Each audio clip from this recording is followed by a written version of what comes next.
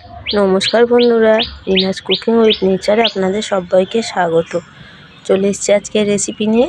সম্পূর্ণ একটা নিরামিষ রেসিপি তৈরি করে দেখাবো, যেটা এই গরমের দিনে দুপুরে খেয়ে শরীরও সুস্থ থাকবে আর খেতেও ভালো লাগবে। চলো তাহলে কীভাবে রেসিপিটা করছি সেটাই তোমাদের সঙ্গে শেয়ার করব। আজকে রেসিপির জন্য আমি এখানে নিয়েছি আলু, ডাঁটা, বেগুন আর নিয়েছি বড়ি। আলু, ডাঁটা, বেগুন, বড়ি দিয়ে আজকে একটা ঝোল তৈরি করে দেখাবো। এটা নিরামিষ, গরমের দিনে এটা খেতে খুবই ভালো লাগে আর খুবই স্বাস্থ্যকর। ঝোলের জন্য আমি এখানে আলুগুলো এরকম লম্বা করে কেটে নিয়েছি, বেগুনগুলোও নিয়েছি একটু বড় সাইজের, খুব বেশি বড় নয়, দু টুকরো করে নিয়েছি বেগুনগুলো। আর এখানে ডাঁটা নিয়েছি। তেল গরম হয়ে গেছে, প্রথমে বড়িগুলো ভেজে নিচ্ছি।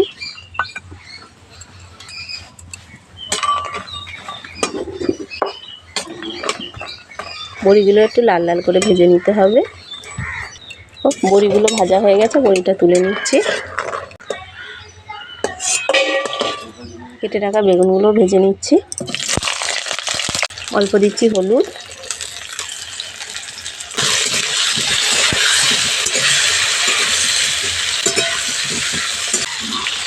বেগুনের মধ্যে নুন দিলাম না, নুন দিলে বেগুনটা তাড়াতাড়ি নরম হয়ে যাবে। ঝোলের মধ্যে দিলে বেগুনটা গোটা থাকবে না। বেগুনটা ভাজা হতে থাক, এদিকে কিছু গোটা মশলা নিয়েছি, সেই মশলাগুলো আমি বেটে নেব। মশলাগুলোর মধ্যে নিয়েছি গোটা জিরে, গোটা ধনে, শুকনো লঙ্কা, আদা নিয়েছি হাফ চামচ মতো, রাঁধুনি বা চন্দনী, এগুলো একটু গরম জলে ভিজিয়ে রেখেছিলাম। আদা আর টমেটো তার সঙ্গে যোগ করে দিচ্ছি। সব মশলা একসঙ্গে খুব ভালো করে একটা পেস্ট তৈরি করে নেব। এই চন্দনী বাটা বা এই রাঁধুনি বাটাটা এই ঝোলের মধ্যে দিলে নিরামিষ ঝোলের স্বাদটা দারুণ হয়। বেগুনগুলো ভাজা হয়ে গেছে, বেগুনগুলো তুলে নিচ্ছি। খুব বেশি একদম নরম করে বেগুনগুলো ভাজিনি, হালকা নরম হয়েছে, এরকম অবস্থাতে বেগুনগুলো তুলে নিতে হবে। তেলের মধ্যেই আমি ডাঁটা আর আলুগুলো ভেজে নেব।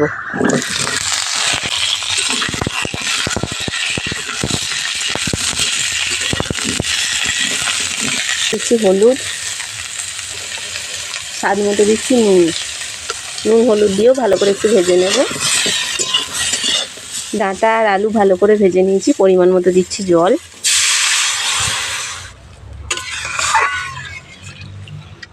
পাতলা ঝোল করব, তাই জলটা একটু বেশি দিয়েছি। ডাঁটা আর আলুগুলো সেদ্ধ করে নেব। ঢাকা দিয়ে দিচ্ছি। ঢাকাটা এবার খুলে নিচ্ছি। আলু সিদ্ধ হয়ে গেছে, ঝোলটা এবার ঢেলে নিচ্ছি। বসিয়ে দিচ্ছি, কড়াই দিচ্ছি সর্ষের তেল। তেল গরম হয়ে গেছে, ফোড়নে দিচ্ছি অল্প একটু গোটা জিরে, অল্প দিচ্ছি একটু রাঁধুনি বা চন্দনী। ফোড়ন ভাজা হয়ে গেছে, যে মশলার পেস্টটা তৈরি করে রেখেছিলাম মশলার পেস্টটা দিয়ে দিচ্ছি। মশলাটা ভালো করে কষিয়ে নেব। আমি এখানে মশলা বেটে দিলাম, তোমরা চাইলে গুঁড়ো মশলাও জলে ভিজিয়ে রেখে দিতে পারো।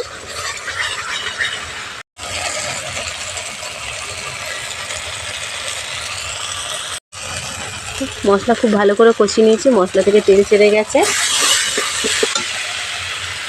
যে ঝোলটা করে রেখেছিলাম অল্প একটু দিচ্ছি, সেই ঝোলের জলটা।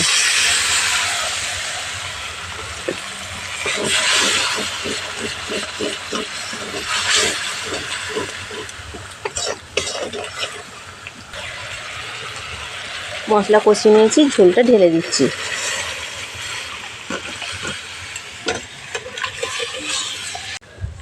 চন্দনী বাটার সুন্দর একটা গন্ধ বেরিয়েছে।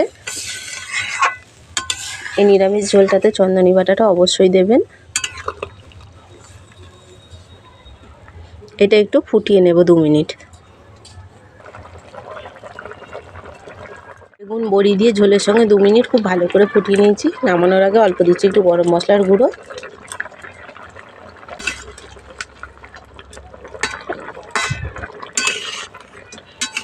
নিরামিষ এই পাতলা ঝোলের রেসিপিটা একদম পরিবেশনের জন্য রেডি হয়ে গেছে। তরকারিটা আমি এবার নামিয়ে নিচ্ছি। নিরামিষ এই ঝোলের রেসিপি তো গরম ভাতে পরিবেশনের জন্য একদম রেডি হয়ে গেছে। এইভাবে গরম গরম ভাতের সঙ্গে খেলে আর মাছ মাংসের দরকার পড়বে না। এই ঝোল দিয়েই এক থালা ভাত খাওয়া হয়ে যাবে। গরমে শরীরও সুস্থ থাকবে। নিরামিষ এই আলু বেগুন ডাঁটা বড়ির ঝোলটা একবার খেয়ে দেখুন বানিয়ে। গরমের দিনে অনেক শরীর সুস্থও থাকবে আর খেতে দারুণ স্বাদেরও হয়। আমি যেভাবে বানালাম এইভাবে একবার বানিয়ে দেখুন, আশা করছি আপনাদের ভালো লাগবে। রেসিপিটা কেমন লাগলো কমেন্ট করে অবশ্যই জানাবে। রেসিপিটা ভালো লাগলে একটা লাইক কমেন্ট শেয়ার করো, আর চ্যানেলে নতুন বন্ধু হয়ে থাকলে চ্যানেলটা সাবস্ক্রাইব করার অনুরোধ রইল। পাশে থাকা বেল আইকনটা অবশ্যই প্রেস করে দেবে, আমার ভিডিও নোটিফিকেশন তোমাদের কাছে পৌঁছে যাবে। ফিরে আসবো আবার অন্য কোনো রেসিপি নিয়ে।